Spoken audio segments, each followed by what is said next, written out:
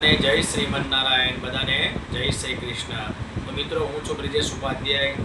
ફરીવાર મારા નવા વિડીયોની અંદર તમારા બધાનું સ્વાગત કરી રહ્યો છે. મારા રાધે મોહન ઓફિશિયલ યુટ્યુબની અંદર ચેનલ છે, બધાનું હું સ્વાગત કરી રહ્યો છું. બધાને જય શ્રી કૃષ્ણ.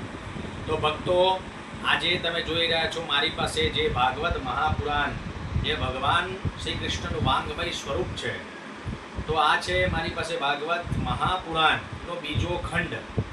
એની મય 10મા સ્કંદની અંદર બીજા અધ્યાયની અંદર ભગવાન શ્રી કૃષ્ણએ દેવકીજીના ગર્ભની અંદર પ્રવેશ કર્યો. તેથી દેવો અને દેવીઓએ કારાગૃહમાં પ્રગટ થઈને ગર્ભસ્તુતિ કરી છે. તો આજ બીજા અધ્યાયની અંદર 26મા નંબર 25 અને 26મા નંબરના શ્લોકની અંદર સરસ મજાનું ભગવાને શ્લોક દ્વારા આપણને જણાવ્યું છે કે ભગવાનની પ્રાપ્તિ કેવી રીતે થાય. તો હું ભક્તો તમને શ્લોક પણ બોલીને સંભળાવું છું. 25મા નંબરના શ્લોકની અંદર ભગવાન કહે છે, બ્રહ્મા ભવશ્ચ તત્રેત્ય મુનિભિર્નારદાદિભિઃ દેવે સાનુચરે સાકં યેભિર્હુર્ષન મેડયન. 26મા નંબરના શ્લોકમાં પણ ભગવાન કહે છે, સત્યમ વ્રતમ સત્ય પરમ ત્રિસત્યમ સત્યસ્યોનિ નિહિતમ ચ સત્યે સત્યસ્ય સત્ય રિતમ સત્ય નેત્રમ સત્યાત્મકાત્વામ શરણમ પ્રપન્ના. તો ભગવાન આ બે શ્લોકની અંદર સંપૂર્ણ સંસાર શું છે એનું મહત્વ આપણને સમજાવી રહ્યા છે. તો ભક્તો, વિડીયોની અંદર આ બધું જાણવા માટે વિડીયોને પૂરેપૂરો જોજો. વિડીયોની અંત સુધીની અંદર વિડીયોમાં બન્યા રહેજો. તો સાંભળો કે પ્રભુ, તો પહેલા જાણી લો કે પ્રભુ સત્ય સંકલ્પ છે. સત્ય જ આપની પ્રાપ્તિનું શ્રેષ્ઠ સાધન છે. જો ભગવાન શ્રી કૃષ્ણને પ્રાપ્ત કરવા હોય તો હંમેશા માટે આપણી જીહવાની ઉપર સત્યમ વ્રતમ, સત્યનું વ્રત કરો. હંમેશા માટે સાચું બોલો. તો ભગવાન જણાવે છે કે આપ સત્ય સંકલ્પ, તો સત્ય જ આપની પ્રાપ્તિનું શ્રેષ્ઠ સાધન છે.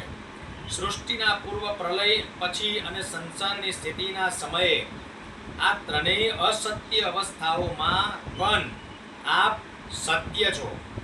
પૃથ્વી, જળ, તેજ, વાયુ અને આકાશ, આ પાંચ દ્રશ્યમાન સત્યોના આપ જ એકમાત્ર કારણ છો અને તેમનામાં અંતર્યામી રૂપે રહેલા પણ આપ જ છો. આપ આ દ્રશ્યમાન જગતના પરમાર્થ સ્વરૂપ પણ છો. આપ જ મધુર વાણી અને સમદર્શનના પ્રવર્તક છો. હે ભગવાન, આપ તો બસ સત્ય સ્વરૂપ જ છો. અમે બધા આપને શરણે આવ્યા છીએ. આપ સંસાર શું છે? તો કે આ સંસાર એક સનાતન વૃક્ષ છે. આ વૃક્ષનો આશ્રય છે એક પ્રકૃતિ. પ્રકૃતિની અંદર રહેવાવાળા એક છે સુખ, બીજું છે દુઃખ. એ બે તેના ફળ સ્વરૂપ છે. સત્વ ગુણ, રજ ગુણ અને તમો ગુણ, આ ત્રણ ગુણો તેના મૂળ છે. ધર્મ, અર્થ, કામ અને મોક્ષ, આ ચાર તેનો રસ છે. જેમ કે આ ચાર તેના પુરુષાર્થ કહેવાય, પણ એને રસ કહેવાય છે. પાંચ ઇન્દ્રિયો, તેને જાણવાના પાંચ પ્રકાર બતાવ્યા છે ભગવાને. શ્રોત્ર, ત્વચા, નેત્ર, રસના અને નાસિકા, આના 6 એના સ્વભાવ બતાવ્યા છે. પેદા થવું, બની રહેવું, બુદ્ધિ પામવું, બદલાવવું, ઘટવું અને નષ્ટ થવું, આ વૃક્ષની 7 છાલો મનાઈ છે. 7 ધાતુઓ છે એની: રસ, રક્ત, માંસ, ભેદ અને અસ્થિ અને મંજા અને શુક્ર. આની 8 શાખાઓ છે.